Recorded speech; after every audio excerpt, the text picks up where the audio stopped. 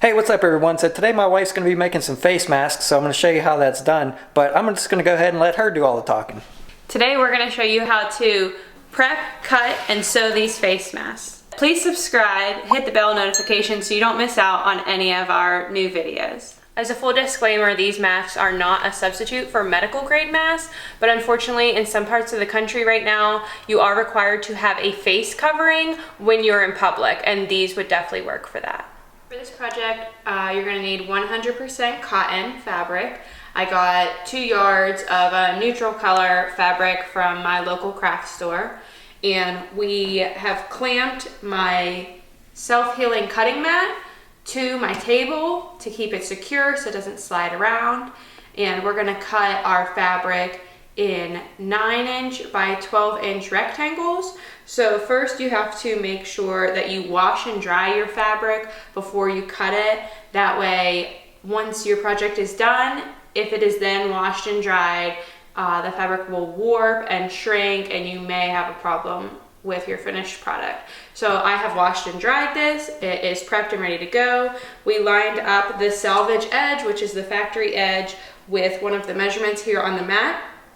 And we have this big piece of metal that we use as a straight edge, and we've clamped it to the table also. And I'm going to go ahead and cut off this raw edge here so that we have a nice square edge of the fabric to start with. I'm going to use a Fiskars rotary blade. You could either use the straight handle or the comfort handle one. I prefer this one. If you don't have a long metal straight edge that you want to use, this is typically what comes with the self-healing mat. You could use one of these large acrylic rulers also.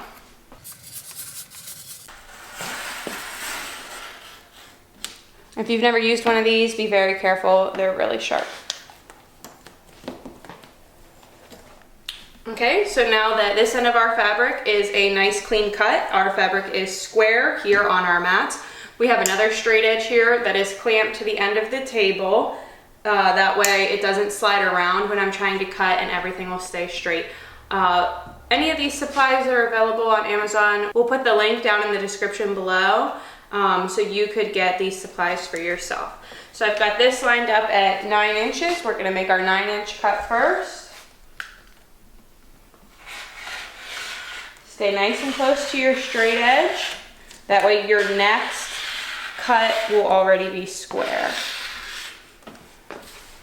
I have 2 mats under here, so where they come together, there's a little dip, so I've just got to go back and cut that place again. Now we have our piece of fabric that is 9" wide, and we are going to cut the length to 12". So we've moved our straight edge.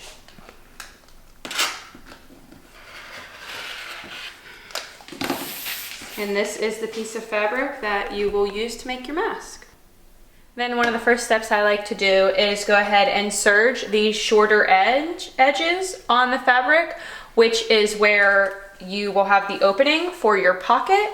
If you leave the edges with just a cut edge, it would be very prone to fraying. You could use a liquid fray stop, or alternatively, you could use pinking shears, which will cut it in a zigzag pattern and encourage it not to fray. You could also use a zigzag stitch on your regular standard sewing machine.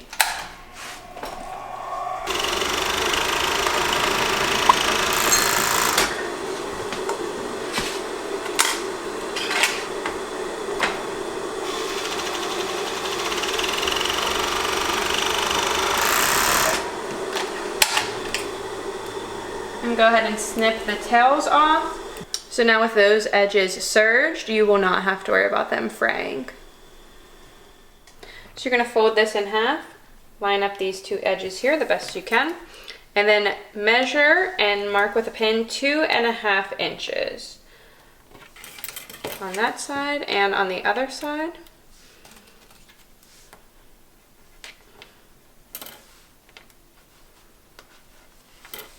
And then we're going to stitch from the end to the needle and then back stitch, and on the other side we're going to stitch in and back stitch.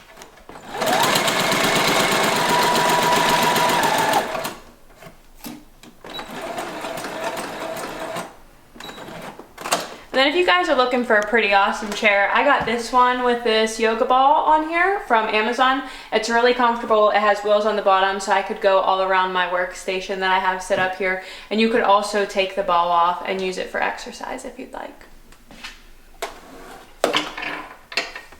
So then snip your loose threads, and then we're gonna go ahead and do the other side.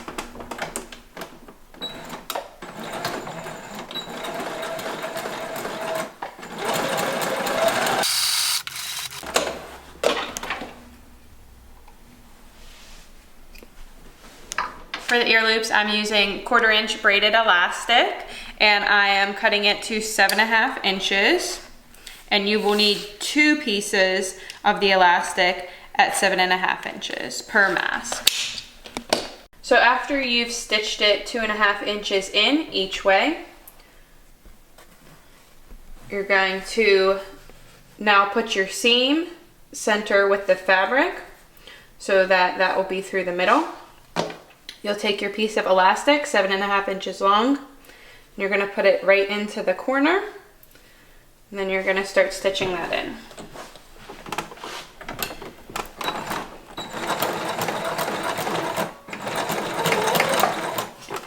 Reach into the pocket and pull out your elastic and get it right into the other corner. But make sure that it is not going to get stitched over and that it only comes out right on the edge. And then go ahead and stitch the whole length down.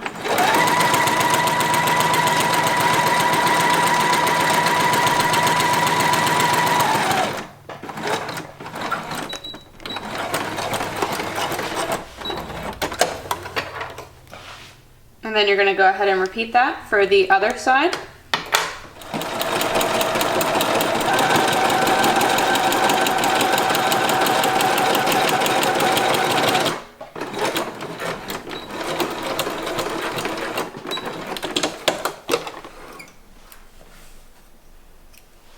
Okay, and now you are ready to turn it right side out by the opening that we have left here.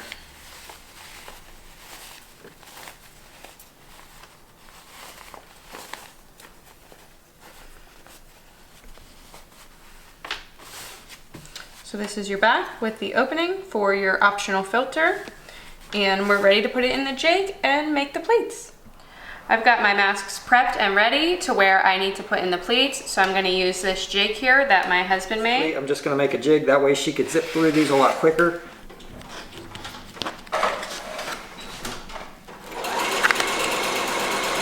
Okay. I'll line it up here at the first fold,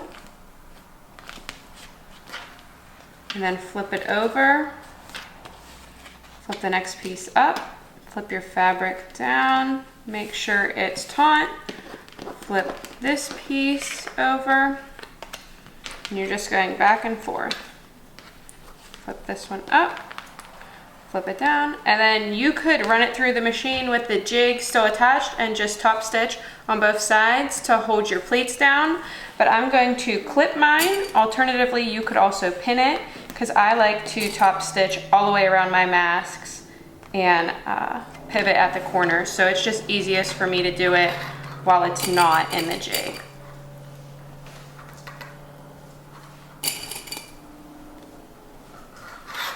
And then you could take the jig out. And then also, I find it beneficial to pin or clip them, because then you could do it assembly line style and get them all prepared before you head back over to your machine. I have some masks here that are ready to be top stitched on my machine. We have pleated them with our homemade jig, and now I'm just going to top stitch all the way around the mask and pivot at the corners for a 90-degree turn to complete the masks and hold the pleats in place.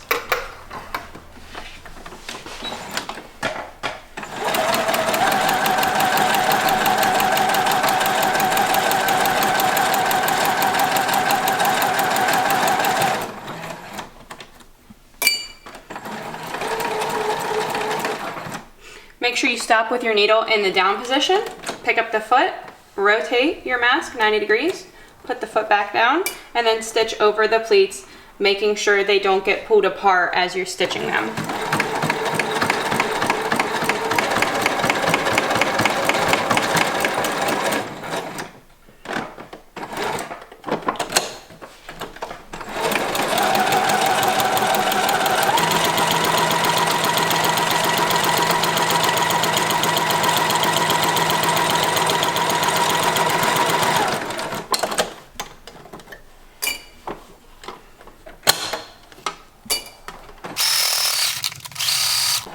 When you get back to where you started, make sure that you back stitch so your stitches do not come undone. And then trim your loose threads on the end here. And you have a face covering. If you enjoyed this video, please hit the thumbs up. Please subscribe, hit the bell notification so you don't miss out on any of our new videos.